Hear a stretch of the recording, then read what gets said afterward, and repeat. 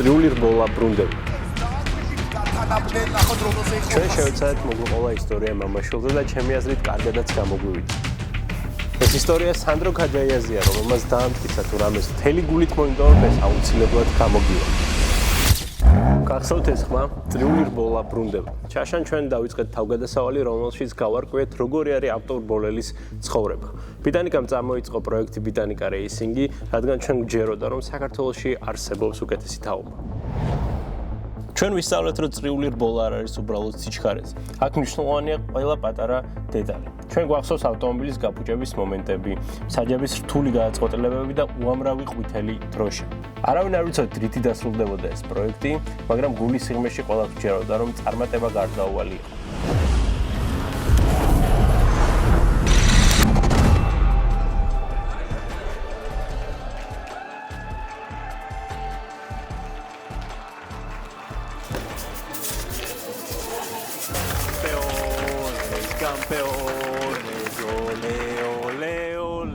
ჩვენ შევეცადეთ მოგვიყვანა ისტორია მამაშვილზე და ჩემი აზრით კარგადაც გამოგვივიდა. ამ ისტორიას კეთილი დასასრული აქვს მიუხედავად იმისა, რომ ჩემპიონამდე სულ ცოტა დაგვაკლდა.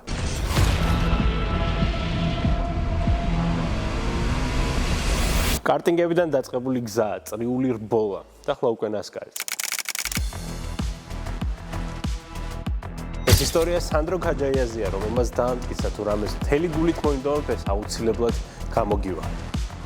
სალამი სანდრო. სალამი. შაშანდელი სეზონი ფაქტობრივად სენსაცია იყო. რეალურად რამ მოგცან ხუთმა გამარჯვებამ და როგორ შეიცვალა შენი როგორც ბოლელის ხედვა? ჩემთვის როგორც დებიუტანტისთვის ძალიან მნიშვნელოვანი იყო ეს პირველი ხუთი რბოლა. ძალიან დიდი გამოცდილება მივიღე, იყო ასევე როგორც წითელი დროშები, ყვითელი დროშები, გასწრებები, თავისთავად მომენტები და თითქმის ყველაფერი გავიარე უკვე ამ ხუთ მოგებულ რბოლაში. ასევე მოგესალმებით, მქონდა DNF-ებიც, ერთხელ შეჯახების გამო, ერთხელ ტექნიკური პრობლემის გამო. ამანაც რა თქმა უნდა უფრო გამოძლიერა, უფრო დიდი мотиваცია მომცა, რომ ესეთ პატარა დაბრძოლებებს არ შეუშინდე და პირიქით გავამჯობესე ჩემი თავი. ვიცი რომ წელსაც ძალიან ბევრი იმუშავეთ მანქანაზე, რა შეცვალეთ, ან შეიძლება რა გაუნჯოსებით დაამატეთ მანქანაზე. მოგესალმებით, ფედერაციის მხრიდან გვაქვს დაწესებული რეგლამენტი, რათა თანაბარი იყოს მანქანები და მაქსიმალურად პილოტზე იყოს დამოკიდებული რბოლის შედეგი.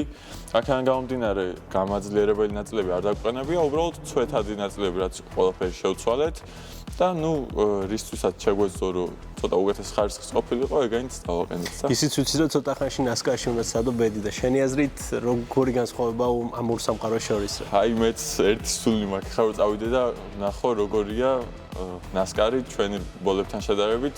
ბევრად მაღალი დონე იქნება, იმიტომ რომ ევროპის ჩემპიონატია ნასკარი, ეს ნაციონალური ჩემპიონატია, უფრო დახვეწილია.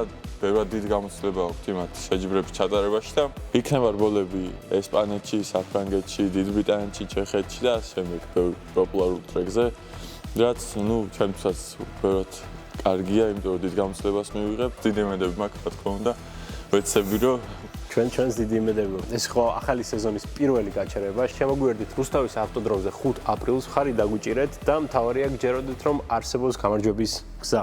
შევხვდებით ტრეკზე.